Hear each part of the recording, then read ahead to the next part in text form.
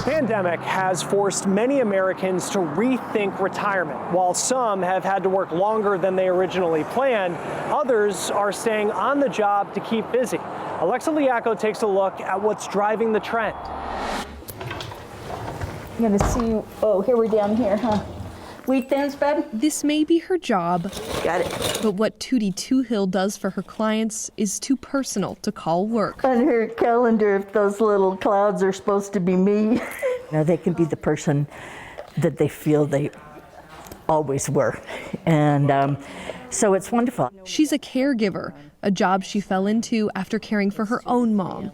Living with my mom for a couple years, it was really important. When her mother passed, Tootie wanted to help other families like hers. Seeing the people react and smile, just have that camaraderie, somebody that's a stranger to them, but somebody who's paying attention to them.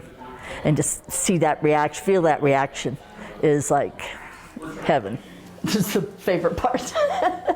She was retired, but knew this was her reason to come back to work. Especially after COVID, it's bad enough that we were separated, couldn't be with people, it really can isolate you. And so I'm glad being in this and being out and about. Okay, this one's dirty. Tootie is part of a growing trend of retirees coming back into the workforce. How many of you do have experience providing personal care?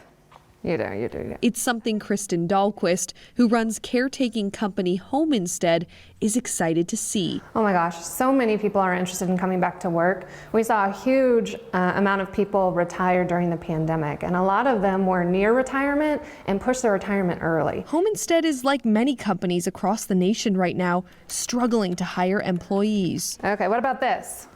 But Kristen is specifically working to hire older Americans through what she likes to call unretirement. We encourage people who have recently retired or maybe retired in the last decade, come back to work and offer them meaningful employment, a way to give back to their community. And a chance to change the definition of retirement from a time without work to a time where people work to be fulfilled. I think when caregivers come out of retirement and then they build a relationship with these seniors, you're not only helping that senior with their cognitive decline and their loneliness, but they're helping themselves.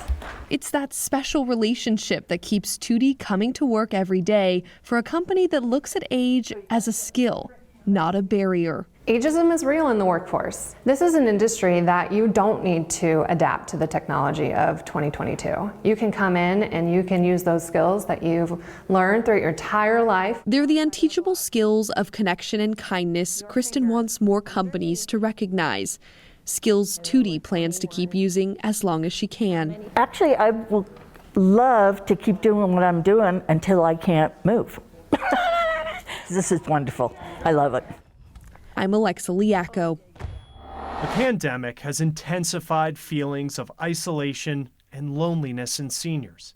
Maya Rodriguez shows us the unique friendships that could help solve the issue. I got these glasses. For Pat Drake, life can sometimes feel run-of-the-mill. The big excitement I have is going to doctor's offices, going to the library to pick up or return books, going shopping for food, and getting mail from the mailbox.